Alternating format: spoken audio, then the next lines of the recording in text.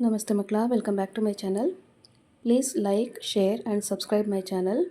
ಮಕ್ಕಳ, ಇವತ್ತು ನಾವು 3ನೇ ತರಗತಿ ಕನ್ನಡದಲ್ಲಿ ಚಿಗುರು ಈ ಒಂದು ಪಾಠಕ್ಕೆ ಸಂಬಂಧಪಟ್ಟಂತಹ ಎಲ್ಲ ಅಭ್ಯಾಸ ಪ್ರಶ್ನೋತ್ತರಗಳನ್ನ ಈಗ ನೋಡ್ತಾ ಹೋಗೋಣ. ಫಸ್ಟ್ ಹೆಡಿಂಗ್ ನೋಡಿ, ಒಂದು ಪದ ಅಥವಾ ವಾಕ್ಯದಲ್ಲಿ ಉತ್ತರ ಬರೆಯಿರಿ. ಪ್ರಶ್ನೆ 1, ಶಾಲಾ ಪತ್ರಿಕೆಯ ಹೆಸರೇನು? ಉತ್ತರ, ಶಾಲಾ ಪತ್ರಿಕೆಯ ಹೆಸರು ಚಿಗುರು. ಪ್ರಶ್ನೆ 2, ನಮ್ಮ ನಾಡ ಹಬ್ಬ ಯಾವುದು? ಉತ್ತರ, ನಮ್ಮ ನಾಡ ಹಬ್ಬ ದಸರಾ. ಪ್ರಶ್ನೆ 3, ಹಣ್ಣುಗಳ ರಾಜ ಯಾರು? ಉತ್ತರ, ಹಣ್ಣುಗಳ ರಾಜ ಮಾವು. ಪ್ರಶ್ನೆ 4, ವಿವೇಕಾನಂದರ ಬಾಲ್ಯದ ಹೆಸರೇನು? ಉತ್ತರ, ವಿವೇಕಾನಂದರ ಬಾಲ್ಯದ ಹೆಸರು ನರೇಂದ್ರ. ಪ್ರಶ್ನೆ 5, ಜೋಗ ಜಲಪಾತ ಎಲ್ಲಿದೆ? ಉತ್ತರ, ಜೋಗ ಜಲಪಾತವು ಮಲೆನಾಡಿನ ಶಿವಮೊಗ್ಗ ಜಿಲ್ಲೆಯ ಸಾಗರ ತಾಲೂಕಿನ ಜೋಗ್ ಎಂಬ ಹಳ್ಳಿಯಲ್ಲಿದೆ. ಪ್ರಶ್ನೆ 6, ಈ ಪತ್ರಿಕೆಯಲ್ಲಿ ಸತೀಶ ಬರೆದಿರುವ ಲೇಖನದ ಹೆಸರೇನು? ಉತ್ತರ, ಸತೀಶ ಬರೆದಿರುವ ಲೇಖನದ ಹೆಸರು ಜಲಪಾತ. ಪ್ರಶ್ನೆ 7, ಚಿಗುರು ಪತ್ರಿಕೆಯಲ್ಲಿ ನಿನಗೆ ಇಷ್ಟವಾದ ಬರಹ ಯಾವುದು?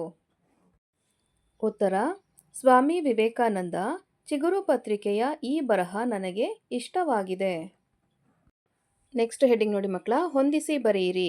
ಲೇಖಕರ ಹೆಸರು ಹಾಗೂ ಲೇಖನದ ಹೆಸರನ್ನು ಕೊಟ್ಟಿದ್ದಾರೆ. ಇದು ಸರಿಯಾದಂತಹ ಉತ್ತರ ಮಕ್ಕಳ, ಹೊಂದಿಸಿದಾಗಿದೆ. ನೋಡಿ, ಮೊದಲನೇದಾಗಿ ಮಾಲಾ. ಮಾಲಾ ಅಂತಂದರೆ ನಿಮಗಿದು ತಿಳಿದಿರಲಿ. ಥಾಮಸ್, ಉತ್ತರ ನಾಡಹಬ್ಬ. ಬೇಗಂ, ಗಾದೆ. ವಿನಾಯಕ, ಸ್ವಾಮಿ ವಿವೇಕಾನಂದ. ಆಲ್ರೆಡಿ ಹೊಂದಿಸಿದ್ದಾಗಿದೆ ಮಕ್ಕಳ, ಕನ್ಫ್ಯೂಸ್ ಮಾಡ್ಕೊಳ್ಬೇಡಿ. ನೆಕ್ಸ್ಟ್ ಹೆಡ್ಡಿಂಗಲ್ಲಿ ಸಾಮರ್ಥ್ಯಾಧಾರಿತ ಅಭ್ಯಾಸ. ಈ ಹೇಳಿಕೆಗಳಲ್ಲಿ ಸರಿಯಾದುದಕ್ಕೆ ಸರಿ ಗುರುತನ್ನು, ತಪ್ಪಾಗಿದ್ದರೆ ತಪ್ಪು ಗುರುತನ್ನು ಹಾಕಿರಿ. ಮೊದಲನೇದಾಗಿ, ತಪ್ಪಿಲ್ಲದೆ ಚೆನ್ನಾಗಿ ಕಾಣುವ ರೀತಿಯಲ್ಲಿ ಬರೆಯಬೇಕು. ಈ ಹೇಳಿಕೆ ಸರಿ ಇದೆ ಮಕ್ಕಳ, ಸರಿ ಗುರುತನ್ನು ಹಾಕಬೇಕು ನೀವು. ಎರಡನೇದಾಗಿ, ಸುಲಭವಾಗಿ ಓದಲು ಮತ್ತು ಓದಿದ್ದು ಅರ್ಥವಾಗುವಂತೆ ಬರೆಯಬೇಕು. ಈ ಹೇಳಿಕೆ ಸಹಿತ ಸರಿಯಾಗಿದೆ ಮಕ್ಕಳ, ಇದಕ್ಕೂ ನೀವು ಸರಿ ಗುರುತನ್ನು ಹಾಕಬೇಕು. ಮೂರನೇದಾಗಿ, ಪದಗಳಲ್ಲಿನ ಅಕ್ಷರಗಳನ್ನು ಒಂದೇ ಗಾತ್ರದಲ್ಲಿ ಬರೆಯಬಾರದು. ಇದು ತಪ್ಪಾದಂಥ ಹೇಳಿಕೆ ಮಕ್ಕಳ, ತಪ್ಪು ಗುರುತನ್ನು ಹಾಕಬೇಕು ನೀವು. ಪದಗಳಲ್ಲಿ ಅಕ್ಷರಗಳ ಗಾತ್ರ ಒಂದೇ ಸಮನಾಗಿದ್ದರೆ ತುಂಬ ಚೆಂದ ಕಾಣುತ್ತೆ ಬರೆದಿರೋದು ಅಲ್ವಾ. ನಾಲ್ಕನೇದಾಗಿ, ಪದದಲ್ಲಿನ ಅಕ್ಷರಗಳು ಒಂದಕ್ಕೊಂದು ತಾಕದಂತೆ ಹಾಗೂ ನಡುವೆ ಸ್ಥಳ ಬಿಡದಂತೆ ಬರೆಯಬೇಕು. ಇದು ಸಹ ಸರಿಯಾದಂತಹ ಹೇಳಿಕೆ ಮಕ್ಕಳ, ಸರಿ ಅಂತ ಹಾಕೋಬೇಕು ನೀವು. ಐದನೇದಾಗಿ, ಪದಗಳ ನಡುವೆ ಸ್ಥಳವನ್ನು ಬಿಡದೆ ಬರೆಯಬೇಕು. ಒಂದು ಪದ ಆದ ನಂತರ ಮತ್ತೊಂದು ಪದಕ್ಕೆ ಸ್ಥಳ ಇರಬೇಕಲ್ವಾ, ಸೊ ಇದು ತಪ್ಪಾದಂಥ ಹೇಳಿಕೆ, ತಪ್ಪು ಅಂತ ಬರೀರಿ ಮಕ್ಕಳ. ಆರನೇದಾಗಿ, ಅಕ್ಷರ ಹಾಗೂ ಸಾಲುಗಳು ಓರೆಯಾಗಿರಬಾರದು. ಇದು ಸಹ ಸರಿಯಾದಂಥ ಹೇಳಿಕೆ ಮಕ್ಕಳ, ಸರಿ ಗುರುತನ್ನು ಹಾಕೋಬೇಕು ನೀವು. ನೆಕ್ಸ್ಟ್ ಹೆಡಿಂಗ್ ನೋಡಿ, ಈ ಸಾಲುಗಳನ್ನು ಸರಿಯಾದ ರೀತಿಯಲ್ಲಿ ಶುದ್ಧವಾಗಿ ಬರೆಯಿರಿ. ಮೊದಲನೇದಾಗಿ, ನಮ್ಮ ನಾಡ ಹಬ್ಬ ದಸರಾ. ಇಲ್ಲೇನು ಮಾಡಬೇಕು, ಉತ್ತರವನ್ನು ನೋಡಿ, ನಮ್ಮ ನಾಡ ಹಬ್ಬ ದಸರಾ. ಮೇಲ್ಗಡೆ ಪ್ರಶ್ನೆಯಲ್ಲಿ ನಮ್ಮ ನಾಡ ಹಬ್ಬ ಎರಡರ ನಡುವೆ ಸ್ಥಳ ಇಲ್ಲ ಅಲ್ವಾ, ನಾವಿಲ್ಲಿ ಸ್ಥಳವನ್ನು ಕೊಟ್ಟು ಬರಿಬೇಕಾಗತ್ತೆ. ಓಕೆನಾ, ನಮ್ಮ ನಾಡ ಹಬ್ಬ ದಸರಾ. ಎರಡನೇದಾಗಿ, ಮಾತು ಬಲ್ಲವನಿಗೆ ಜಗಳವಿಲ್ಲ. ಇಲ್ಲೂ ಸಹ ಮಾತು ಹಾಗೂ ಬಲ್ಲವನಿಗೆ ಎರಡರ ಮಧ್ಯ ಸ್ಥಳ ಕೊಡಬೇಕಲ್ವಾ, ಕೊಟ್ಟಿರೋದಿಲ್ಲ. ಹಾಗಾಗಿ ಮಾತು ಬಲ್ಲವನಿಗೆ ಜಗಳವಿಲ್ಲ. ಉತ್ತರದಲ್ಲಿ ನೋಡಿ ಸ್ಪೇಸ್ ಕೊಟ್ಟು ಬರೆದಿದೆ ಅಲ್ವಾ, ಆ ರೀತಿಯಾಗಿ ಸಹ ನೀವು ಬರೀಬೇಕು. ಮೂರನೇದಾಗಿ, ನಮ್ಮ ರಾಜ್ಯ ಕರ್ನಾಟಕ. ನಮ್ಮ ರಾಜ್ಯ ಅಂತ ಇರೋ ಕಡೆ ಸಹ ನೀವು ಸ್ಥಳವನ್ನು ಬಿಡಬೇಕು. ಉತ್ತರದಲ್ಲಿ ಕೊಟ್ಟಿರೋ ಹಾಗೆ ನಮ್ಮ ರಾಜ್ಯ ಕರ್ನಾಟಕ, ಈ ರೀತಿಯಾಗಿ ನೀವು ಬರೀಬೇಕು ಮಕ್ಕಳ. ನೆಕ್ಸ್ಟ್ ನಾಲ್ಕನೇದಾಗಿ, ಹಣ್ಣುಗಳ ರಾಜ ಮಾವು. ಇಲ್ಲಿ ರಾಜ ಹಾಗೂ ಮಾವಿನ ಮಧ್ಯೆ ನೀವು ಸ್ಥಳವನ್ನು ಕೊಡಬೇಕು. ಹಣ್ಣುಗಳ ರಾಜ ಉತ್ತರದಲ್ಲಿರೋ ರೀತಿಯಾಗಿ ನೀವು ಬರಿಬೇಕು ಮಕ್ಕಳ.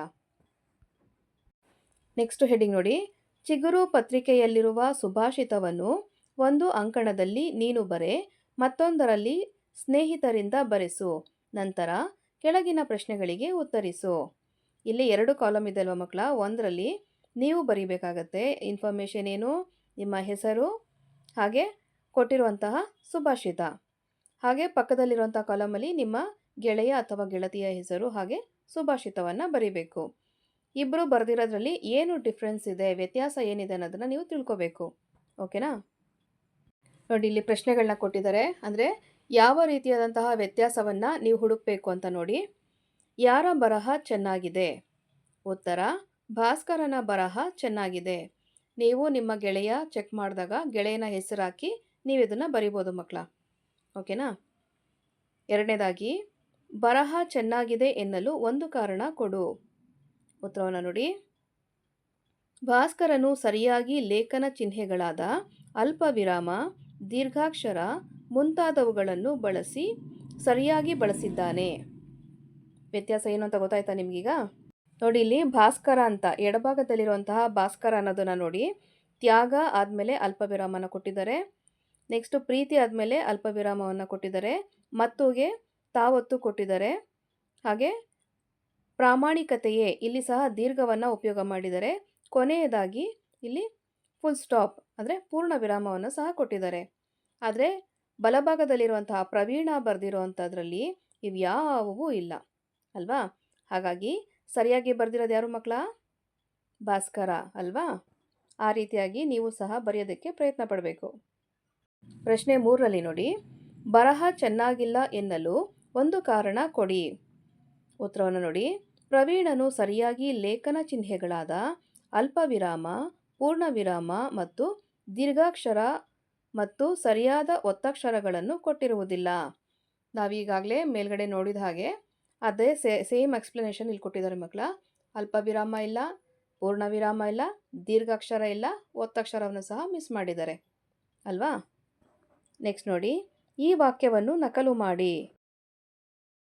ಮಕ್ಕಳ, ಇಲ್ಲಿ ಕೊಟ್ಟಿರೋ ಅಂತಹ ವಾಕ್ಯವನ್ನು ನೀವು ಆ್ಯಸ್ ಇಟ್ ಈಸ್ ಕಾಪಿ ಮಾಡ್ಕೋಬೇಕು ನಿಮ್ಮ ಪಠ್ಯಪುಸ್ತಕದಲ್ಲಿ. ಓಕೆ, ನೆಕ್ಸ್ಟ್ ಹೆಡ್ಡಿಂಗ್ ನೋಡೋಣ. ಈ ಕಮಾನಿನಲ್ಲಿ ನಿನ್ನ ಹೆಸರನ್ನು ಬರೆ. ಅಂದರೆ ನಿಮ್ಮ ಪಠ್ಯಪುಸ್ತಕದಲ್ಲಿ ಈ ರೀತಿಯಾದ ಕಮಾನು ಇರುತ್ತೆ, ಅದಕ್ಕೆ ನಿಮ್ಮ ಹೆಸರನ್ನು ನೀವು ಬರಿಬೇಕಾಗತ್ತೆ ಮಕ್ಕಳ. ಅರ್ಥ ಆಯ್ತಲ್ಲ?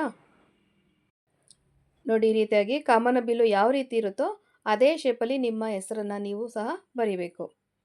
ನೆಕ್ಸ್ಟ್ ನೋಡಿ. ಚುಕ್ಕಿ ಚಿನ್ನ ಶಾಲಾ ಪತ್ರಿಕೆಗೆ 3 ಸಾಲುಗಳ ಒಂದು ಲೇಖನವನ್ನು ಶುದ್ಧ ಬರಹದಲ್ಲಿ ಬರೆಯಿರಿ. ಉತ್ತರವನ್ನು ನೋಡಿ. ಗಾದೆ ಎಂದರೆ ನಾಣ್ಣುಡಿ. ಕೈ ಕೆಸರಾದರೆ ಬಾಯಿ ಮೊಸರು, ಹಾಸಿಗೆ ಇದ್ದಷ್ಟು ಕಾಲು ಚಾಚು, ದುಡಿದವನಿಗೆ ದುಃಖವಿಲ್ಲ, ಸೋಮಾರಿಗೆ ಸುಖವಿಲ್ಲ. ಈ ರೀತಿಯಾದಂತಹ 3 ಸಾಲುಗಳ ಲೇಖನವನ್ನು ಬರಿಬೇಕು ಮಕ್ಕಳ. ನೆಕ್ಸ್ಟ್ ನೋಡಿ. ಭಾಷಾಭ್ಯಾಸ. First heading. ಈ ಚಿತ್ರಗಳನ್ನು ನೋಡಿ ನಿನಗನಿಸಿದ್ದನ್ನು ಅರ್ಥಪೂರ್ಣ ವಾಕ್ಯದಲ್ಲಿ ಬರೆಯಿರಿ. ಇಲ್ಲೇನು ಮಾಡ್ತಾ ಇದೆ ಆ ಹುಡುಗಿ? ನೀರನ್ನು ಕುಡಿತಾ ಇದ್ದಾಳೆ ಗ್ಲಾಸ್ ಉಪಯೋಗ ಮಾಡಿಕೊಂಡು ಅಲ್ವಾ? ನೀವು ಹುಡುಗಿ ನೀರನ್ನು ಕುಡಿಯುತ್ತಿದ್ದಾಳೆ ಆ ರೀತಿಯಾಗಾದರೂ ಬರಿಬೋದು. ಹುಡುಗಿ ಲೋಟವನ್ನು ಉಪಯೋಗಿಸಿ ನೀರನ್ನು ಕುಡಿಯುತ್ತಿದ್ದಾಳೆ ಆ ರೀತಿಯಾಗಾದರೂ ಬರಿಬೋದು. ನಿಮಗೆ ಏನು ಅನಿಸುತ್ತೆ ಅದನ್ನು ಬರೀರಿ ಮಕ್ಕಳ. ನೆಕ್ಸ್ಟು ಇಮೇಜ್ ನೋಡಿ. ಹುಡುಗ ಏನು ಮಾಡ್ತಾ ಇದ್ದಾನೆ? ಗಿಡಕ್ಕೆ ನೀರು ಹಾಕ್ತಾ ಇದ್ದಾನೆ ಅಲ್ವಾ? ಹುಡುಗನು ಗಿಡಕ್ಕೆ ನೀರನ್ನು ಹಾಕುತ್ತಿರುವನು. ಅದು ಬಿಟ್ಟು ನಿಮಗೆ ಬೇರೆ ಏನಾದರೂ ಐಡಿಯಾ ಬಂದರೆ ಅದನ್ನು ಸಹ ನೀವು ಬರಿಬೋದು ಇದ್ರ ಜೊತೆಗೆ. ಓಕೆನಾ? ನೆಕ್ಸ್ಟ್ ಇಮೇಜಲ್ಲಿ ನೋಡಿ. ಏನು ಮಾಡ್ತಾ ಇದ್ದಾನೆ ಹುಡುಗ? ಹಲ್ಲು ಉಜ್ತಾ ಇದ್ದಾನೆ. ಹುಡುಗನು ಹಲ್ಲುಗಳನ್ನು ಉಜ್ಜುತ್ತಿರುವನು. ಓಕೆ, ನಿಮಗೆ ಬೇರೆ ಎಕ್ಸ್ಟ್ರಾ ಐಡಿಯಾ ಬಂದರೆ ಅದನ್ನು ಸೇರಿಸಿ ನೀವು ಬರಿಬೋದು. ನೆಕ್ಸ್ಟ್ ಇಮೇಜಲ್ಲಿ ನೋಡಿ. ಜನಗಳಿದ್ದಾರೆ, ಬಸ್ಸನ್ನು ಕೊಟ್ಟಿದ್ದಾರೆ. ಉತ್ತರ: ಜನರು ಬಸ್ಸನ್ನು ಹತ್ತುತ್ತಿರುವರು. ಓಕೆ, ನೆಕ್ಸ್ಟ್ ಇಮೇಜಲ್ಲಿ ನೋಡಿ. ಹುಡುಗಿ ಏನು ಮಾಡ್ತಾ ಇದ್ದಾಳೆ? ಹಗ್ಗದ ಆಟವನ್ನು ಆಡ್ತಾ ಇದ್ದಾಳೆ ಅಲ್ವಾ? ನಾವು ಸ್ಕಿಪ್ಪಿಂಗ್ ಅಂತ ಹೇಳ್ತೀವಲ್ವಾ, ಆ ಆಟವನ್ನು ಆಡ್ತಾ ಇದ್ದಾಳೆ. ಅದಕ್ಕೆ ಉತ್ತರ ಏನು ಮಕ್ಕಳ? ಹುಡುಗಿಯು ಹಗ್ಗದಾಟವನ್ನು ಆಡುತ್ತಿರುವಳು. ಓಕೆನಾ? ನೆಕ್ಸ್ಟ್ ಇಮೇಜಲ್ಲಿ ಏನು ಮಾಡ್ತಾ ಇದೆ? ಮೊಲ ಇದೆ, ಹುಲ್ಲು ಇದೆ, ಹಿಂದೆಗಡೆ ಬ್ಯಾಕ್ಗ್ರೌಂಡಲ್ಲೆಲ್ಲ ಗ್ರೀನರಿ ಮಾಡಿದ್ದಾರೆ ಅಲ್ವಾ? ಉತ್ತರ ಏನದಕ್ಕೆ? ಮೊಲವು ಆಹಾರವನ್ನು ತಿನ್ನುತ್ತಿರುವುದು. ಓಕೆ, ಇಲ್ಲಾಂದರೆ ನೀವು ಮೊಲವು ಹಸಿರು ಹುಲ್ಲನ್ನು ತಿನ್ನುತ್ತಿರುವುದು ಆ ರೀತಿಯಾಗಿ ಸಹ ಬರಿಬೋದು ಮಕ್ಕಳ. ನೆಕ್ಸ್ಟ್ ನೋಡಿ ಮಕ್ಕಳ. ಭಾಷಾ ಚಟುವಟಿಕೆ. ಇಲ್ಲಿ ಗಾದೆಗಳನ್ನು ಓದಿ ತಿಳಿ. ಯಾವುದ್ಯಾವ್ದು ಗಾದೆಗಳನ್ನ ಕೊಟ್ಟಿದ್ದಾರೆ ನೋಡಿ. ಆಪತ್ತಿಗಾದವನೇ ನೆಂಟ, ಮಾತು ಬೆಳ್ಳಿ ಮೌನ ಬಂಗಾರ, ಅತಿ ಆಸೆ ಗತಿ ಕೇಡು, ಆಳಾಗಿ ದುಡಿ ಅರಸಾಗಿ ಉಣ್ಣು. ಇವಿಷ್ಟು ಏನು ಮಕ್ಕಳ? ಗಾದೆ ಮಾತುಗಳು. ನೆಕ್ಸ್ಟ್ ಹೆಡಿಂಗಲ್ಲಿ ನೋಡಿ, ಸರಿಯಾದ ಪದವನ್ನು ಆರಿಸಿ ಗಾದೆಯನ್ನು ಪೂರ್ಣ ಮಾಡು. ಇಲ್ಲಿ ಬ್ರಾಕೆಟಲ್ಲಿ ಒಂದಷ್ಟು ಪದಗಳನ್ನ ಕೊಟ್ಟಿದ್ದಾರೆ ನೋಡಿ. ಯುಕ್ತಿ ಮೇಲು, ಜುಟ್ಟಿಗೆ ಮಲ್ಲಿಗೆ ಹೂ, ಕೋಣ ನೀರಿಗೆ ಎಳೆಯುತ್ತಾ, ಹಾಗೆ ಮಹಾರಾಯ. ಒಂದೊಂದು ಗಾದೆ ಮಾತನ್ನ ಅರ್ಧ ಅರ್ಧ ಕೊಟ್ಟಿರ್ತಾರೆ ಮಕ್ಕಳ. ಅದಕ್ಕೆ ಸೂಟ್ ಆಗುವಂತಹ ಪದವನ್ನು ನೀವು ಇಲ್ಲಿ ಆಯ್ಕೆ ಮಾಡಿ ಫಿಲ್ ಇನ್ ದ ಬ್ಲಾಕ್ಸ್ನ ಫಿಲ್ ಮಾಡಬೇಕು. ಅರ್ಥ ಆಯ್ತಲ್ವಾ? ಫಸ್ಟ್ ಒನ್ ನೋಡಿ, ಮಾಡಿದ್ದು ಡ್ಯಾಶ್ ಅಂತ ಕೊಟ್ಟಿದ್ದಾರೆ. ಏನು ಗಾದೆ ಮಾತು? ಮಾಡಿದುಣ್ಣೋ ಮಹಾರಾಯ. ಓಕೆ, ಮಾಡಿದುಣ್ಣೋ ಮಹಾರಾಯ. ಎರಡನೇದಾಗಿ, ಎತ್ತು ಏರಿಗೆ ಎಳೆದರೆ ಡ್ಯಾಶ್ ಅಂತ ಕೊಟ್ಟಿದ್ದಾರೆ. ಉತ್ತರ, ಕೋಣ ನೀರಿಗೆ ಎಳೆಯುತ್ತಾ. ಎತ್ತು ಏರಿಗೆ ಎಳೆದರೆ ಕೋಣ ನೀರಿಗೆ ಇಳಿಯುತ್ತೆ. ಮೂರನೇದಾಗಿ, ಹೊಟ್ಟೆಗೆ ಹಿಟ್ಟಿಲ್ಲ ಡ್ಯಾಶ್ ಅಂತ ಕೊಟ್ಟಿದ್ದಾರೆ. ಉತ್ತರ, ಜುಟ್ಟಿಗೆ ಮಲ್ಲಿಗೆ ಹೂವು. ಹೊಟ್ಟೆಗೆ ಹಿಟ್ಟಿಲ್ಲ, ಜುಟ್ಟಿಗೆ ಮಲ್ಲಿಗೆ ಹೂವು. ನಾಲ್ಕನೇದಾಗಿ, ಶಕ್ತಿಗಿಂತ ಡ್ಯಾಶ್ ಅಂತ ಕೊಟ್ಟಿದ್ದಾರೆ. ಉತ್ತರ, ಶಕ್ತಿಗಿಂತ ಯುಕ್ತಿ ಮೇಲು. ನೆಕ್ಸ್ಟ್ ಹೆಡಿಂಗಲ್ಲಿ ನೋಡಿ, ಈ ಪದಗಳನ್ನು ಸರಿಯಾದ ರೂಪದಲ್ಲಿ ಬರೆಯಿರಿ. ಫಸ್ಟ್ ಒನ್ ನೋಡಿ, ಕುತೂಹಲ. ಇಲ್ಲಿ ತೂಗೆ ದೀರ್ಘ ಕೊಡಬೇಕಲ್ವಾ, ಅದನ್ನು ನಾವು ಕರೆಕ್ಟ್ ಮಾಡಿ ಬರಿಬೇಕಾಗತ್ತೆ. ಕುತೂಹಲ. ಇಲ್ಲಿ ಕೂತೂಹಲ ಅಂತ ಕೊಟ್ಟಿದ್ದಾರೆ. ಮೊದಲನೇ ಕೂನ ಕ ಪ್ಲಸ್ ಊ ಮಾಡಬೇಕು ಮಕ್ಕಳ. ಊ ಅಷ್ಟೇ, ಊ ಮಾಡಬಾರ್ದು. ಕುತೂಹಲ. ಎರಡನೇದು ನೋಡಿ, ಶಿಕ್ಷಕ ಅಂತ ಕೊಟ್ಟಿದ್ದಾರೆ. ಇಲ್ಲಿ ಸಿ ಇರೋದನ್ನ ನೀವು ಶಿ ಮಾಡ್ಕೋಬೇಕಾಗತ್ತೆ ಮಕ್ಕಳ. ಶಿಕ್ಷಕ ಅಂತ ಬರಿಬೇಕು. ಅರ್ಥ ಆಯ್ತಲ್ಲ? ಮೂರನೇದು ಇಲ್ಲಿ ಜಾಲಪಾತ ಅಂತ ಕೊಟ್ಟಿದ್ದಾರೆ. ಅದಕ್ಕೆ ಸರಿಯಾದ ಉತ್ತರ ಜಲಪಾತ. ಜಲ. ಓಕೆನಾ? ನಾಲ್ಕನೇದಾಗಿ, ನಿಡುಗಟ್ಟು. ನಿಡುಗಟ್ಟು, ಇದಕ್ಕೆ ಸರಿಯಾದ ಉತ್ತರ ನುಡಿಗಟ್ಟು. ಓಕೆ ಮಕ್ಕಳ, ಇಲ್ಲಿಗೆ 3ನೇ ತರಗತಿಯ ಕನ್ನಡದಲ್ಲಿ ಚಿಗುರು ಪಾಠಕ್ಕೆ ಸಂಬಂಧಪಟ್ಟಂತಹ ಎಲ್ಲ ಅಭ್ಯಾಸ ಪ್ರಶ್ನೋತ್ತರಗಳು ಮುಕ್ತಾಯಗೊಂಡಿದೆ. ಈ ಒಂದು ವಿಡಿಯೋ ನಿಮಗೆ ಇಷ್ಟ ಆದಲ್ಲಿ ದಯವಿಟ್ಟು ನಮ್ಮ ಚಾನಲ್ನ ಲೈಕ್ ಮಾಡಿ, ಶೇರ್ ಮಾಡಿ, ಸಬ್ಸ್ಕ್ರೈಬ್ ಮಾಡಿಕೊಂಡು ನಾವು ಹಾಕುವಂಥ ಎಲ್ಲ ವಿಡಿಯೋನ ನೋಡ್ತಾ ನಮ್ಮನ್ನು ಎನ್ಕರೇಜ್ ಮಾಡ್ತಾ ಹೋಗಿ ಮಕ್ಕಳ. Thank you for watching. Bye bye.